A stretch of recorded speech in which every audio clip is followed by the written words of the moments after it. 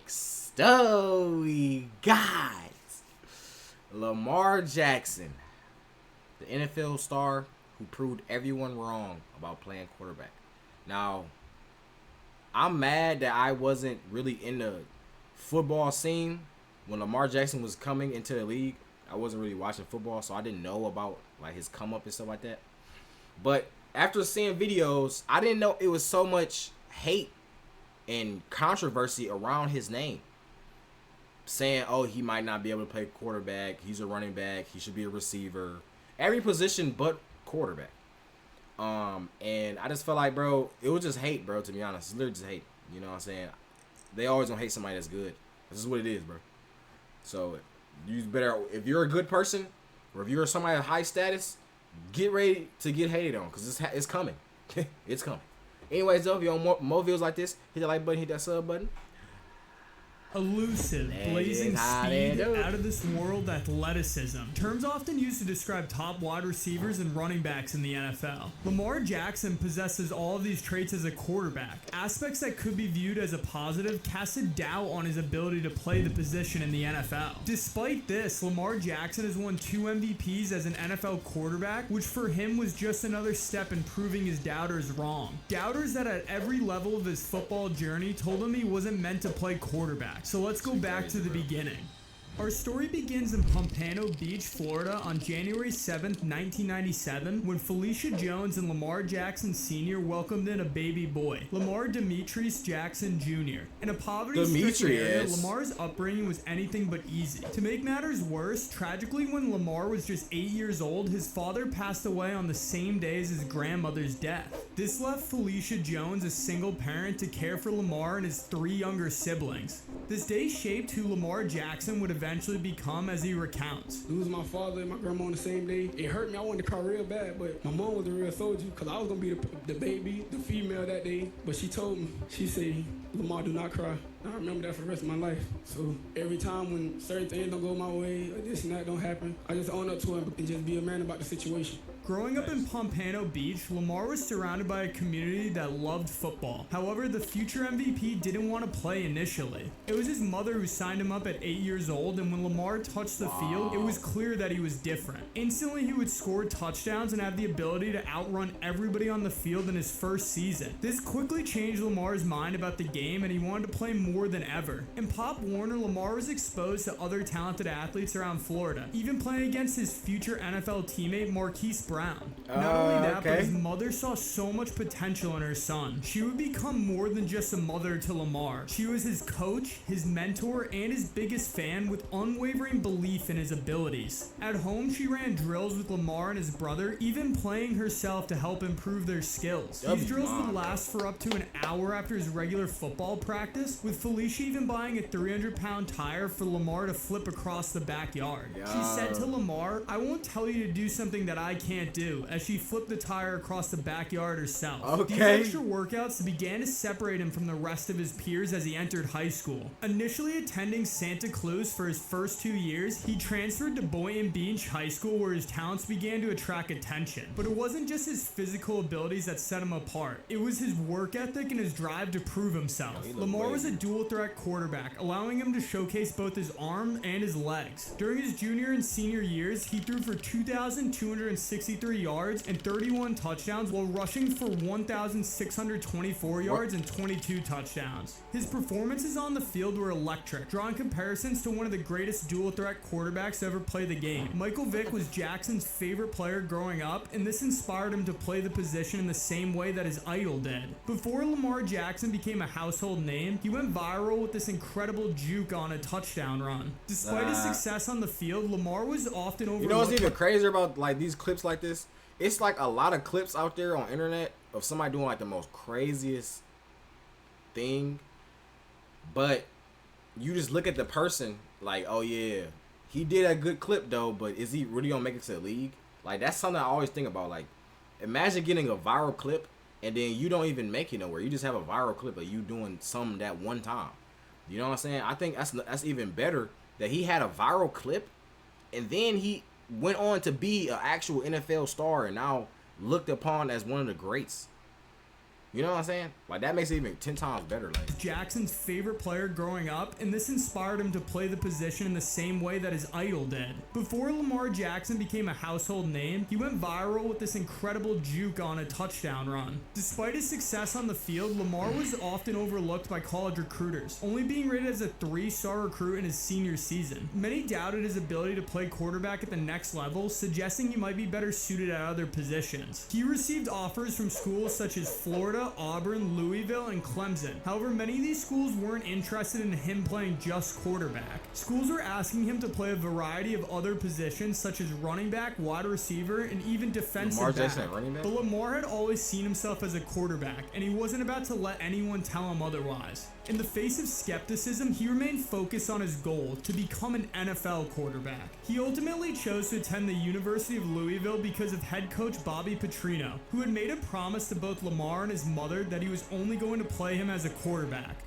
His journey began in 2015 as a highly anticipated but somewhat unpolished freshman. Despite his immense potential, there were questions about how quickly he could adapt to the college game. However, it didn't take long for Lamar to start turning heads. From the very beginning, it was clear that Lamar had something special. Although he didn't start the season opener against Auburn, he saw playing time and quickly made an impression. Lamar showcased his incredible athleticism, rushing for 106 yards on just 16 carries. It was a glimpse of what was to come, and by the third game of the season, he had earned the starting role. His first start came against Clemson, one of the top teams in the country. While Louisville narrowly lost the game 20-17, Lamar's performance was promising. His ability to make plays with his legs, even against a formidable defense, signaled that he was ready to take on a challenge of leading the Cardinals. As the season progressed, Lamar continued to grow into the role. He displayed a natural ability to extend plays, often turning what looked like a broken play into a positive game. His dual threat capabilities made him a nightmare for opposing defenses as they struggled to contain his speed and agility. One of Lamar's breakout performances came in a mid-season game against Florida State. He would pass for 307 yards. Bro, it's no way the cornerback literally drove you out of bounds, bro. That's clamps right there, bro. That's actual clamps. This is actual clamps. Bro, turning his head like he actually in bounds and everything. Bro, you're out of bounds, bro.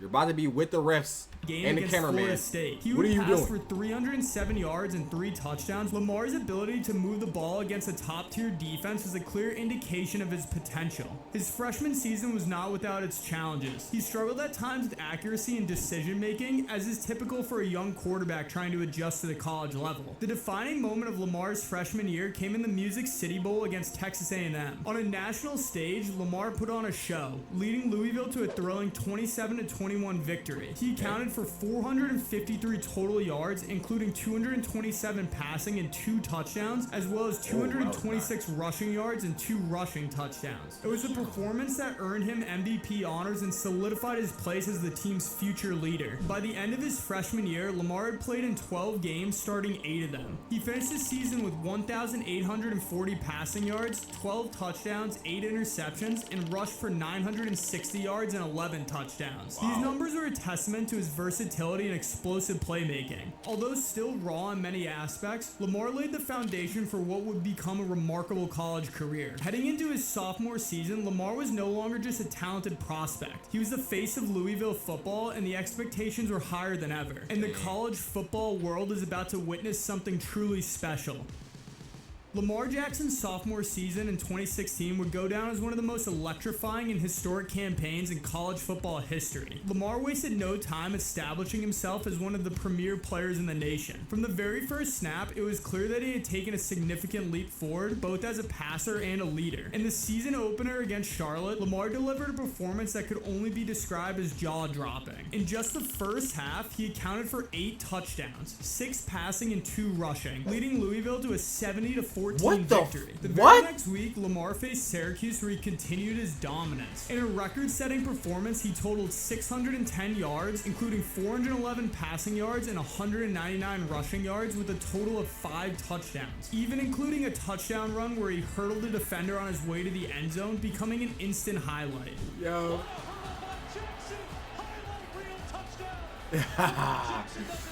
However, it was the Week 3 matchup against Florida State that truly put Lamar Jackson on a national map. The Seminoles entered the game ranked second in the country, boasting one of the best defenses in college football. But Lamar was again unstoppable.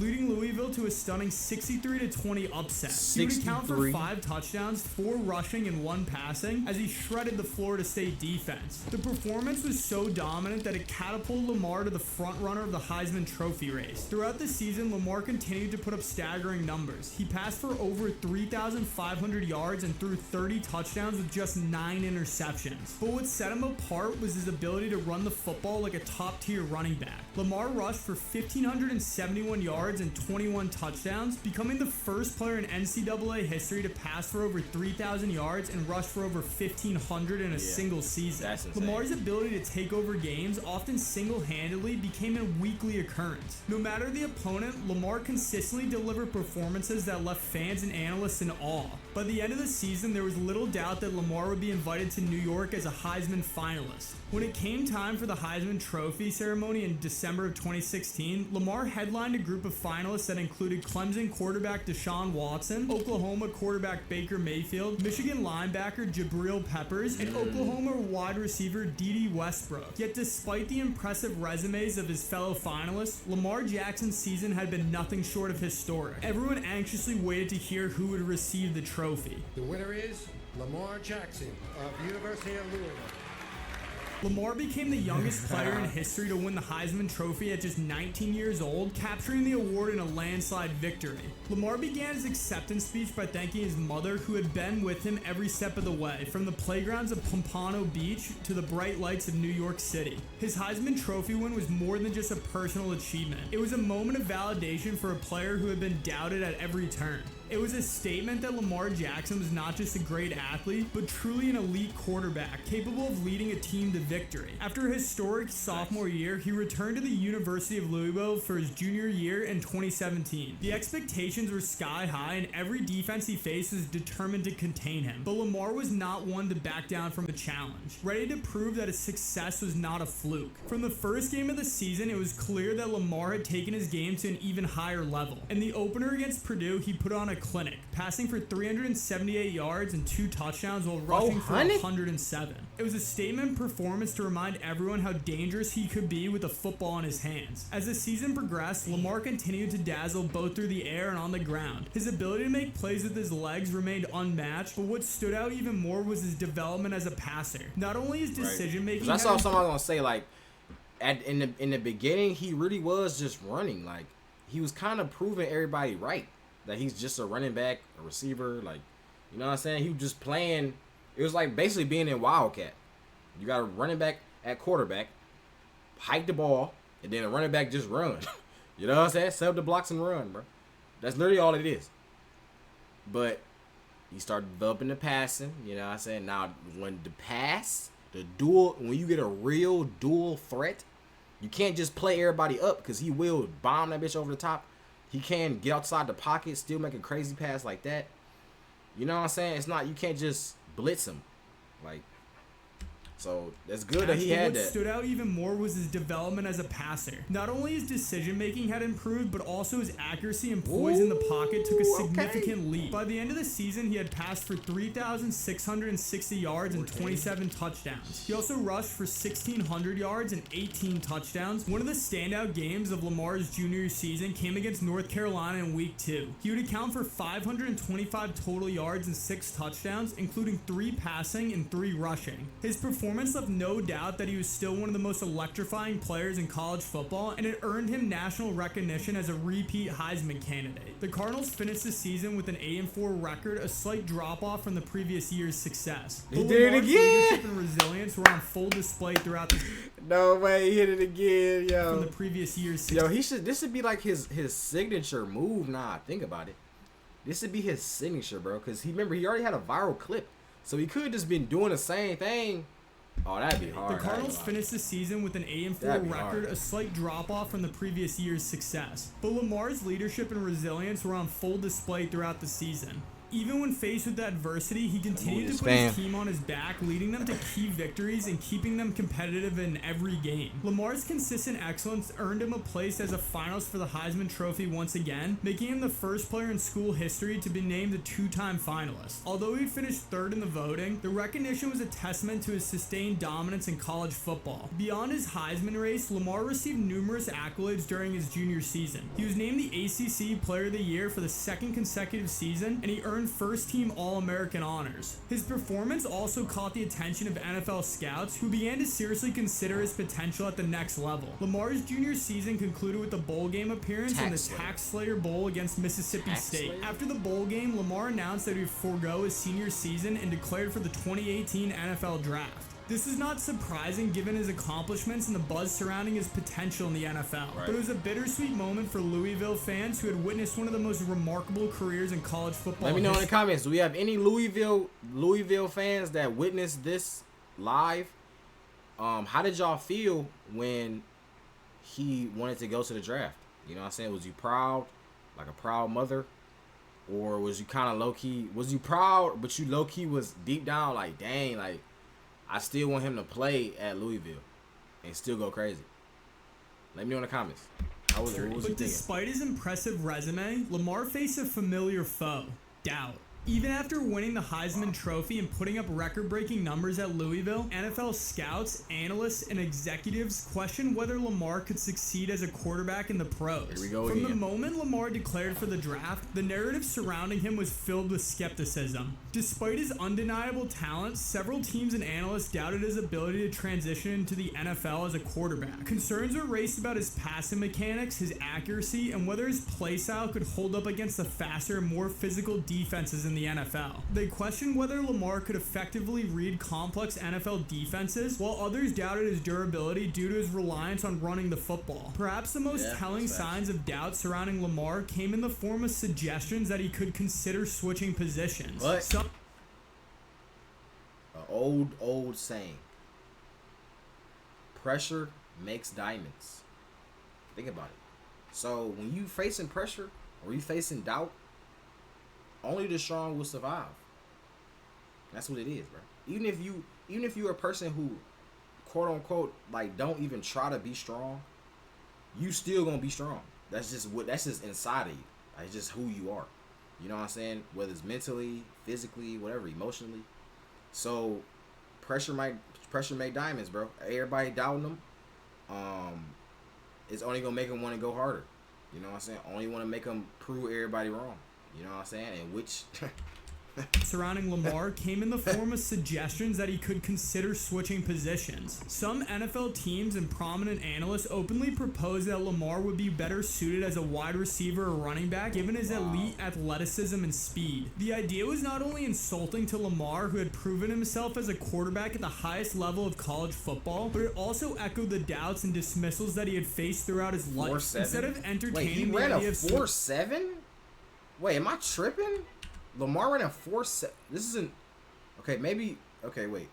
Maybe. Okay, we gotta see after the draft. Echoed the doubts and dismissals insane. that he had faced That mean I'm throughout his faster than life. Lamar Instead Jackson. of entertaining the idea of switching positions, Lamar doubled down on his commitment to play quarterback. He famously declined to participate in wide receiver drills as well as the 40-yard dash at the NFL Combine. His confidence and resolve were evident to those who watched him throw at his pro day, where he showcased his strong arm and improved mechanics. But doubts would still persist as the draft approached. As the first round of the 2018 NFL Draft unfolded, quarterbacks are flying off the board. Baker Mayfield went first overall to the Cleveland Browns, followed by Sam Darnold, Josh Allen, and Josh Rosen, all taken within the top 10 picks. But as the night wore on, Lamar remained undrafted. His name was still not called. For Lamar, it was a frustrating and humbling experience, but he remained patient. Finally, with the 32nd and final pick of the first round, the Baltimore Ravens had made a move that would alter the course of their franchise. They traded up to select Lamar Jackson, a bold decision that signaled their belief in his potential as a quarterback. When Lamar's name was called, the emotion was palpable. It wasn't just a moment of triumph for him, it was a statement that he belonged among the best. Ravens general manager Ozzie Newsome and head coach John Harbaugh had seen something in Lamar that others had overlooked. They believed in his ability not only to succeed, but to thrive as an NFL quarterback. For Lamar, the draft process was a reminder of the doubts that had followed him throughout his career, but it was also the beginning of a new chapter, one in which he would once again prove his doubters wrong. He would enter his rookie season with the Ravens in 2018 as a backup quarterback to veteran Joe Flacco. Despite being a first-round pick, Lamar was not expected to start right away. The Ravens were committed to Flacco, a Super Bowl MVP and season leader on the team, but they also knew they had something special waiting. As the season began, Lamar found himself in a role that required patience, learning from the sidelines while preparing for his opportunity. His first taste of NFL action came in a limited role. The Ravens introducing him gradually. Wait, he actually played running back? Am I tripping? Did he actually play running back? Wait. And now that I think about it, this is low-key a lethal setup right here. You got Lamar Jackson in the backfield, Joe Flacco at quarterback? Whoa. And it's crazy because the whole time they saying you should play running back, I can't even envision Lamar Jackson playing running back. I can't even envision that. Like, I don't know how it would look. So I guess it's just the only picture I could get. Like, this is how it would look if he played running back. I feel like he just built like a quarterback. Like, he's skinny. Like, he not no running back. And he tall. Like, what tall, skinny running backs have you ever seen? Tall and skinny? Like, that's not running back. Like, you're going to be a little bit bulky. Just a little bit. Even the fastest running back still, like, big. He bigger than a quarterback. You know what I'm saying? So that's why it's, like, throwing me off. Like, Lamar Jackson at running back. NFL action came in a limited role. The Ravens introducing him gradually, often using him in specific packages designed to utilize his unique athleticism. He would enter games for just a few plays, running read options or design quarterback runs that gave defenses a different look. These plays, though limited, provided a glimpse of the dynamic threat Lamar could be at the next level. However, as the season progressed, the Ravens' fortunes began to wane. Joe Flacco struggled with injuries and inconsistency, and by week 9, the team's playoff hopes were slipping away. At the same time, Flacco suffered a hip injury that sidelined him. The Ravens made the decision that would define their season. They turned to Lamar Jackson as their starting quarterback and never looked back. Lamar's first start came in week 11 against the Cincinnati Bengals, and he made an immediate impact. The Ravens tailored their offense to suit Lamar's strengths, emphasizing the run game and using his speed to create mismatches. Lamar rushed for 119 yards in his debut, leading the Ravens to a 24-21 victory. It was a performance that not only energized the team, but also signaled the beginning of a new era in Baltimore. With Lamar at the helm, the Ravens transformed into a run-heavy offense and played to his strengths. Over the next 7 games, Lamar led the Ravens to a 6-1 record, revitalizing their season and propelling them into the playoff race. His ability to extend plays combined with his poise under pressure made him a nightmare for opposing defenses. While his passing numbers are modest, he finished the regular season with 1,201 passing yards, 6 touchdowns, and 3 interceptions. His impact as a runner was undeniable. Lamar rushed for 695 yards and 5 touchdowns, averaging 4.7 yards per carry. The Ravens' success with Lamar accumulated in an AFC North division title and a playoff berth. At just 21 years old, Lamar became the youngest quarterback in NFL history to start a playoff game when the Ravens faced the Los Angeles Chargers in the wild card round. The game, however, was a challenging one for him. The Chargers defense, having already faced him in the regular season, adjusted their game plan and managed to stifle Lamar and the Ravens offense. Baltimore fell behind early, and despite a late rally, they would ultimately lose 23-17. While the playoff loss is a disappointing end of the season, his rookie campaign was impressive.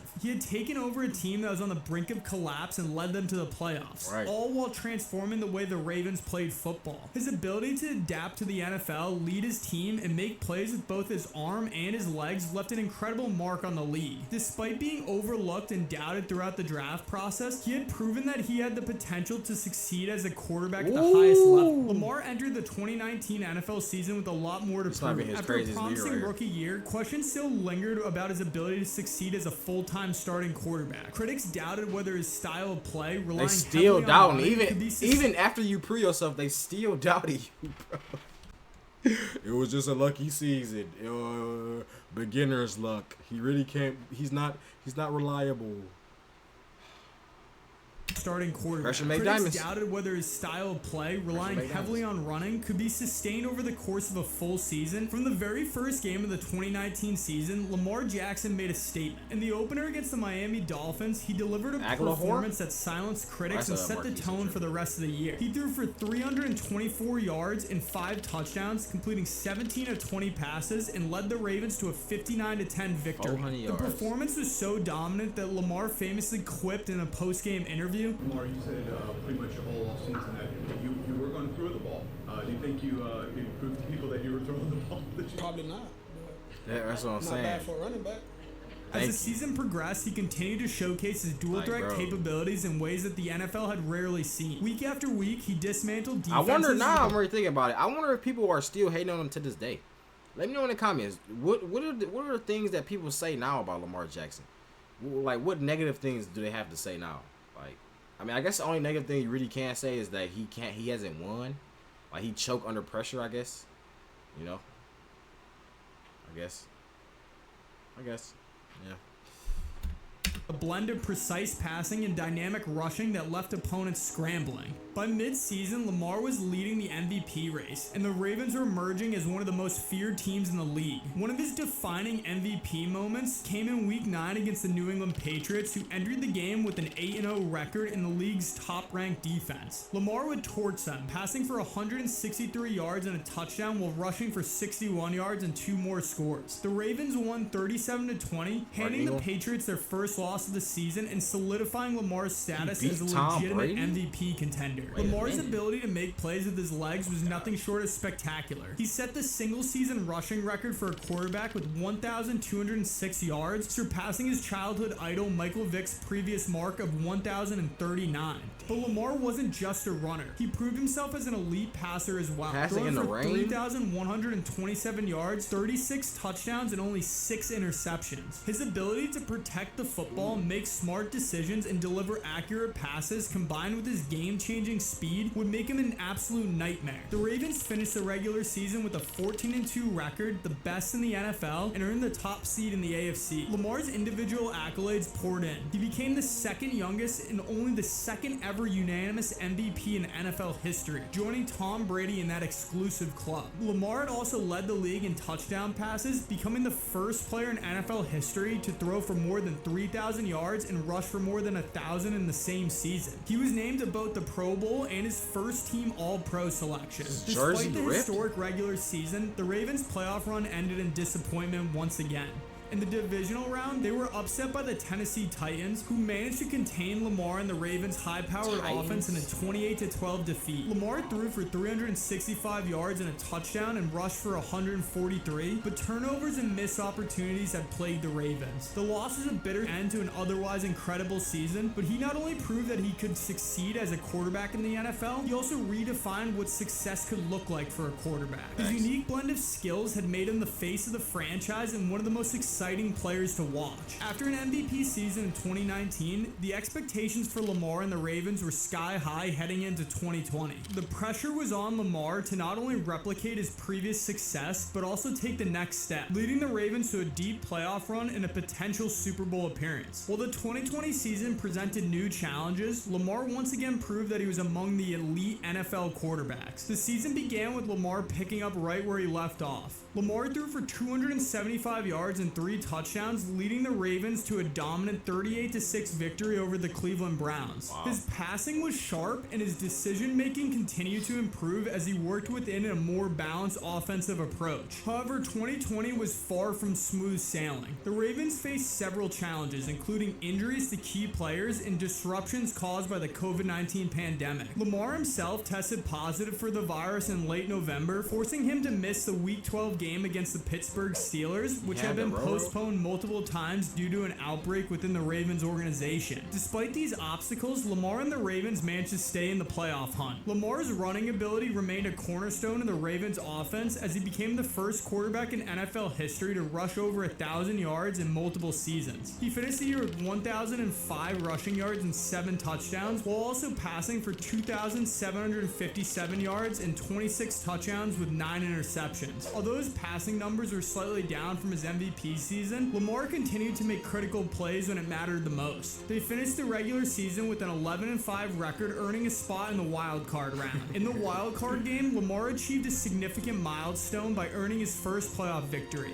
Facing off with the Tennessee Titans, the team that had eliminated the Ravens the previous year, Lamar led Baltimore to a 20-13 victory. He rushed for 136 yards, including a spectacular 48-yard touchdown run that swung momentum in the Ravens' favor. The win was a redemption moment for Lamar and a significant step forward in his young career. However, the Ravens' playoff run came to an end in the divisional round against the Buffalo Bills. In a tough defensive battle, Lamar was held in check by the Bills' defense, and the Ravens lost 17-3. Lamar was forced to leave the game in the second half due to a concussion, further hampering Baltimore's chances. It was a disappointing end to the season that had promised so much, but Lamar's growth as a leader and competitor was evident. He entered the 2021 season with a renewed determination, ready to build on the progress he had made in the previous 2 years. With the Ravens once again seen as contenders, but as the season unfolded, it would prove to be one of the most challenging of Lamar's career, marked both by brilliant moments and significant adversity. The season started with Lamar delivering a series of thrilling performances. In week 2, he led the Ravens to a dramatic 36-35 victory over the Kansas City Chiefs, a team that had been a thorn in Baltimore's side in recent years. He rushed for 107 yards and 2 touchdowns while passing for 239 yards and another score. The win was particularly sweet for Lamar as it marked his first career victory over Patrick Mahomes and the Chiefs. He would continue to put up impressive numbers, leading the Ravens to a 5-1 start. In week 5 against the Indianapolis Colts, he delivered one of the best games of his career. Trailing 25-9 in the fourth quarter, Lamar orchestrated a stunning comeback, passing for a franchise record 442 yards and 4 touchdowns, leading the Ravens to a 31-25 overtime victory. His 86% completion rate set a new NFL record for a quarterback throwing over 400 yards. It was a performance that underscored Lamar's ability to take over a game with his arm, silencing critics who still question his passing abilities. However, the Ravens season took a difficult turn as injuries began to pile up. Key players on both sides of the ball were sidelined, and the team's depth was severely tested. Despite the mounting challenges, Lamar continued to fight, keeping the Ravens in playoff contention. But the toll of carrying the team on his shoulders began to show.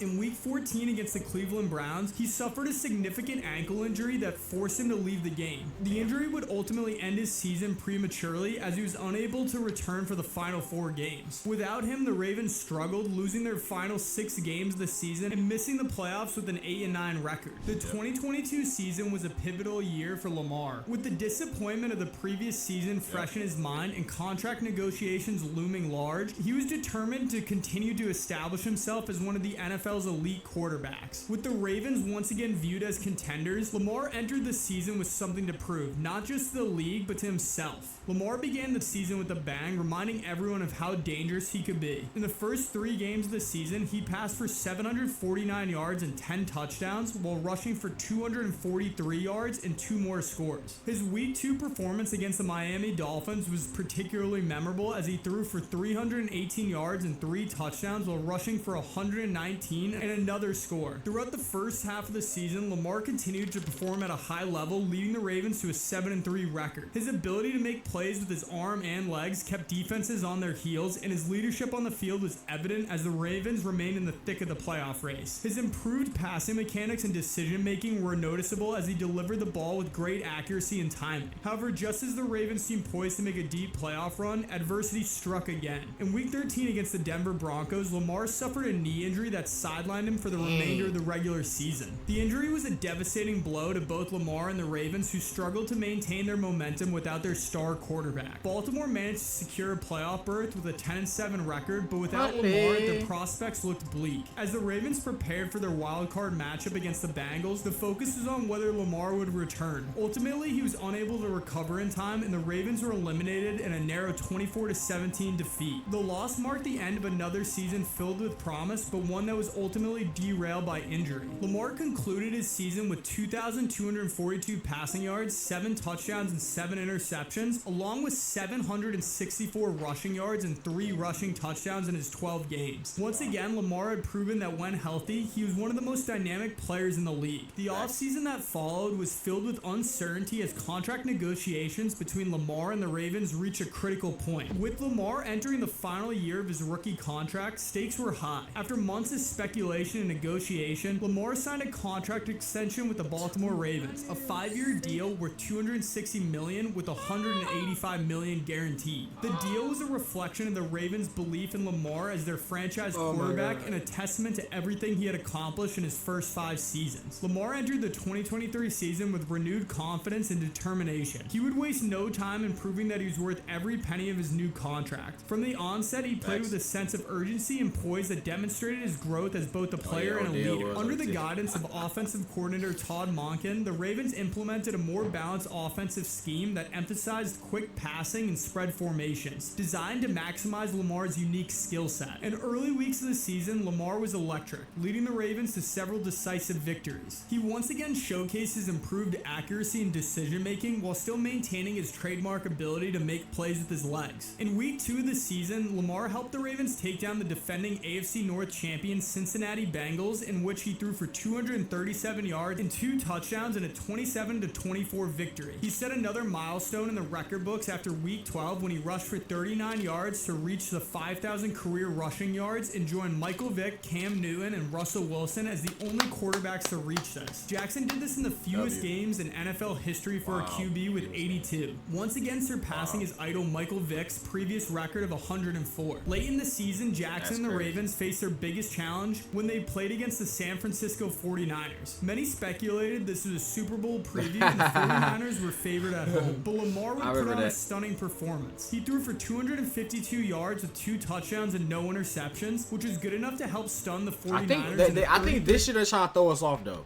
because I think for the new year, what was the last one? 58, right? San Francisco 49ers. This is Super Bowl. I think this is Super Bowl 58. So I think this year it's like a whole different color. I don't think not one person in the league has the color. It's like some weird. It's like I think it's actually just all one color actually. So I think they're trying to throw us off, bro. We hit to y'all. No, speculated this was a Super Bowl preview and the 49ers were favored at home. But Lamar would put on a stunning performance. He threw for 252 yards with 2 touchdowns and no interceptions, which is good enough to help stun the 49ers in a 33-19 victory. The Ravens finished the season with a 13-4 record and the number 1 seed in the AFC. Jackson ended the season with 3,678 passing yards with 24 touchdowns and 7 interceptions, adding an additional 821 yards and 5 touchdowns rushing. This earned him his second MVP, in which he received 49 of the 50 total votes, missing out on a second unanimous MVP by just a single vote. At the age of 27, Lamar was the second youngest player to ever win multiple MVPs. In the divisional round of the playoffs, Lamar showcased why he deserved every dollar of his contract. He passed for 152 yards with 2 touchdowns and rushed for an additional 100 yards with 2 more touchdowns. The Ravens blew out the Houston Texans 34-10 and advanced to the AFC Championship for the first time in Lamar's career. Their opponents were the Ravens' nemesis and the defending Super Bowl champion Kansas City Chiefs. In a primarily defensive battle, the Ravens fell short to the Chiefs 17-10. Lamar played a good game but had a costly interception and fumble. Individually, Lamar's season was a success while capturing his second MVP. However, he has already solidified his goal of proving himself as a successful NFL quarterback. And honestly, bro, even with the not being able to beat Pat Mahomes, if you are gonna lose to a quarterback, at least have him win. You know what I'm saying? So it's not like, oh, nobody could beat him. So it's not like, oh, we couldn't beat him and he lost. You know what I'm saying? Like how the Lions lost to the 49ers. It's like, damn, we lost to the 49ers. Obviously, we want the 49ers to lose because they beat us. But at the same time, in a whole nother flip the script, if they beat everybody, if they win the Super Bowl, then they were just the dominant team, bro. That's just what it was. You know what I'm saying? But for the Lions, it's even worse because they obviously not the best in the league, so they shouldn't even beat us. You know what I'm saying? That's what make it worse. But at least Pat Mahomes, no one can beat Pat Mahomes. Nobody. So, except the Lions. Only people. No doubt that the only thing that is on his mind is leading his team to a Super Bowl victory. Only time will tell if this quarterback that everyone doubted has what it takes. Let me know in the comments below if you think this is... I don't know why we say the same as I think, but actually though, subscribe to my boy, Not an Insider. This is a great video, bro. All right, great video. You know, you got 2K subs, bro. Give him the 5K, y'all. Give him the 5K subs. All right, I love y'all. Oh, yeah.